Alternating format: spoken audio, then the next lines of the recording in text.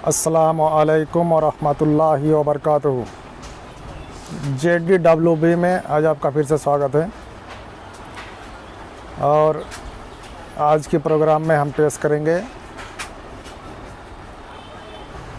तो चलिए हम एडवोकेट फयाज सैयद से आज हम इस प्रोग्राम में सुनते हैं हदीस और कुरान की रोशनी में दलील के साथ एडवोकेट सैयद साहब पेश करेंगे। तो चलिए आज हम वो सुनते हैं। तो चलिए आज की वीडियो हम शुरू करते हैं। जो गुनाह है जिसको हमने मामूली समझ लिया, जो पांचवी कैटेगरी आज की मेरी, वो मियाँ बीवी के ताल्लुकात के बारे में, कि मियाँ बीवी के ताल्लुकात में कुछ ऐसे अमाल है जिन अमाल को हम मामूली समझते हैं, जो संगीन शरीयत में जुर्म है। कभी कभार लगता है यार ये बेहाई तो नहीं जो बात कही जा रही, ये बेहाई नहीं है, ये शरीयत का इल्म है। अगर मैं अपनी ख्वाहिश की बुनियाद पर आपसे कहूंगा तो बेहाई है, लेकिन शरीयत का इल्म और एक हराम चीज से बचने के लिए बात कही जा रही है। जो नबी अकरम सल्लल्लाहु अलैहि वसल्लम, जो सबसे ज्यादा पाकबाज, सबसे ज्यादा बाहर शख्सियत थे, उनके मुंह से और उनके जबान से निकले अल्फाज है ये, ताकि उम्मत उस गुनाह से बच जाए। इस एतबार से मैं भी ये बातों को रख रहा हूँ। ठीक है, तो पहला गुनाह जिस चीज को मामूली समझा जाता है हमारे समाज में मियाँ बीवी के ताल्लुकात में, वो ये है कि जो है बीवी का अपने शौहर को हम बिस्तरी से इनकार करना, अपने शौहर को अपने नजदीक आने से इनकार करना। नबी अकरम सल्लल्लाहु अलैहि वसल्लम ने जामे सगीर के अंदर ये रिवायत आती है, आपने फरमाया जब शौहर अपनी बीवी को बुलाए, हम बिस्तरी के लिए बुलाए, तो औरत पर वाजिब है कि वो फौरन उसकी बात मान ले, सिवाय शरई उज़्र के वो इनकार कर सकती है। शरई उज़्र, ऐसी कोई मजबूरियां जिसकी वजह से मजबूरी अलग बात है, लेकिन शरई उज़्र नहीं है, तो आप फरमाते हैं वो खाविन की फौरन खाविन के जो है बात को मान ले, ख्वाह वो ऊंट के कजावे पर क्यों ना बुला रहा हो, बैठा हुआ हो। ऊंट का कजावा मतलब उसकी जीन जिससे बैठता है इंसान, उस पर भी बुला रहा हो तो उसको जाना पड़ेगा, उसको इनकार नहीं कर सकती है वो। इस मामले को खवातीन जो बीवियां हैं, जो अपने शौहर का हक देना चाहती है, इस बात को ये मद्देनजर रखे, इसलिए कि जब इस मामले में रसूलुल्लाह फरमा रहे कोताही होती है ना, शरीयत ने क्यों अहमियत दी इस बात को, इसमें कोताही होती है तो इंसान फिर दूसरी जगह ख्वाहिशात पूरी करने की कोशिश करता है, फिर वो बर्दाश्त नहीं होता है औरत को, या फिर वो सोचता है कि ये बीवी तो मेरी राजी नहीं होती, इसकी अपनी मर्जी होती है। इस मामले में गैर शरई बुनियादों पर इनकार करना, यूं ही इनकार करना या अपनी जिद पर अड़ जाना, ये बहुत संगीन जुर्म है। दूसरी रिवायत में आप सल्लल्लाहु अलैहि वसल्लम सही बुखारी की रिवायत आपने फरमाया, जब शौहर अपनी बीवी को हम बिस्तरी के लिए बुलाए और बीवी इनकार कर दे और शौहर अपनी बीवी से नाराजगी की हालत में सो जाए, तो सारी रात, और अगर वो सोता रहे सारी रात अगर नाराज रहे, तो इस औरत पर सुबह तक के लिए फरिश्ते लानत भेजते रहते हैं, फरिश्ते बद्दुआएं भेजते रहते हैं जो औरत इस तरह से करे। ठीक। दूसरी चीज जो मियाँ बीवी के ताल्लुकात में जिस गुनाह को मामूली समझ लिया गया है जबकि शरीयत में इतना सख्त गुनाह है, वो ये है औरत का बिना किसी शरई उज़्र के अपने खाविन शौहर से तलाक को डिमांड करना, कि भाई मुझे तलाक दे दो, मुझे छोड़ दो, मुझे छोड़ दो, बिना किसी शरई उज़्र के। शरई उज़्र हो सकते हैं, लेकिन बिना शरई उज़्र के डिमांड करना ये सख्त गुनाह है। सही जामे सगीर की रिवायत है, आप सल्लल्लाहु अलैहि वसल्लम फरमाए बगैर उज़्र के खुला लेने वालियां और अपने शौहर से छुटकारा हासिल करने वालियां, घर उजाड़ने वालियां, ये इस उम्मत की मुनाफिक है। ठीक है। दूसरी रिवायत ने फरमाया और कहा, जिस औरत ने बगैर किसी सबब के जो है अपने खाविन से तलाक तलब की, इस पर जहन्नुम वाजिब और ये जन्नत की खुशबू नहीं सूंघेंगी। बिना शरई उज़्र के, बस छोटी मोटी बातें पसंद नहीं आ रहा, उसकी इनकम बहुत कम और छोड़ रही है, ये शरई उज़्र नहीं है। हमारी बहनों को चाहिए कि इस बात को बहुत संगीनी से ले, वालिदैन को चाहिए अपने बच्चियों को समझाए कि छोटी मोटी बातों पर जो अपने बेटियों को ना बिठा ले। डिमांड कर रहे हैं आप, कितनी बुरी बात है, तलाक शौहर का हक है और आप बेटी डिमांड करती है, शरई उज़्र भी नहीं है उसके पीछे, तो ये बड़ी अहम चीज है, याद रखें, इस बात को समझनी जरूरत।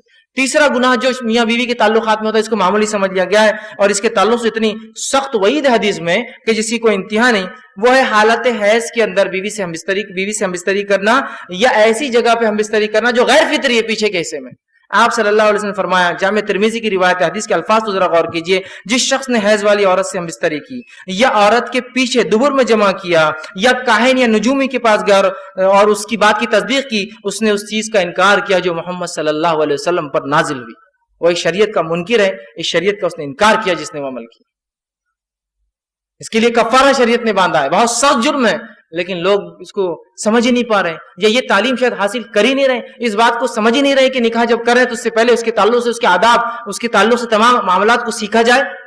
दुनिया की तमाम चीजों के अंदर ट्रेनिंग प्रोग्राम्स होते हैं, सब चीजों को सीखा जा रहा है, लेकिन शरीयत के मुताबिक कोई चीज हो तो वहां हमको शर्म आ रही है, वहां सीखने में शर्म आती है। दुनिया की बेहाई में हमको शर्म नहीं आती। हमारे बच्चे 11वीं 12वीं के अंदर जाते हैं, साइंस पढ़ते हैं, जिसके अंदर औरत और मर्द के जो है आज़ाओं के और तफसीलात पूरे जिस्म की तालीम होती है, वो पढ़ाना तो मंजूर है, लेकिन बच्चे को यह सिखाना कि शरीयत तुम्हारी और हमारी शरीयत मुतहरा क्या सिखाती है हमारे बच्चों, वो हमको जो है बेशर्मी बेहाई, और जो बोलता है वो बेशर्म आदमी है, वो बेहाया है, उसको अकल नहीं है, उसको शर्म उसको है बेशर्म, तो वो है جو ان باتوں کو نہ بتانے کی وجہ سے امت کے اندر یہ باتیں پھیل رہی ہے, یہ برائیاں پھیل رہی ہے.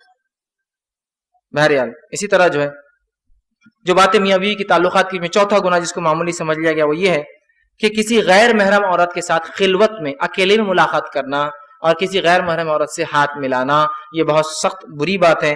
نبی اکرم صلی اللہ علیہ وسلم فرماتے ہیں اس کے تعلق سے آپ نے فرمایا, ترمذی کی روایت ہے, جب بھی کوئی آدمی کسی غیر محرم عورت کے ساتھ تنہائی میں ملتا ہے تو وہ 2 نہیں تیسرا ان میں شیطان ہوتا ہے, وہ 3 ہو جاتے ہیں. اور میری بات یاد رکھیے, جب بھی بارود اور آگ, چاہے کتنے بھی اچھے دوست ہو, بارود اور آگ ملتے ہیں دھماکہ ہونا ہی ہے, چاہے کتنے اچھے دوست ہو. آگ بھی بول رہی میں اچھی دوست ہوں تمہاری, بارود بول رہا بہت اچھا دوست ہوں, لیکن جب ملیں گے تو سوائے دھماکے کے کچھ نہیں ہو سکتا. انٹینسٹی زیادہ کم ہوں گی لیکن دھماکہ ضرور ہوگا. تو مرد اور عورت جب غیر محرم ملتے ہیں یہ بارود اور آگ ہے, یہ کبھی بھی کتنے اچھی نیت سے ملے یہ دھماکہ ہونا ہی, یہ کبھی ساتھ نہیں رہ سکتے ہیں.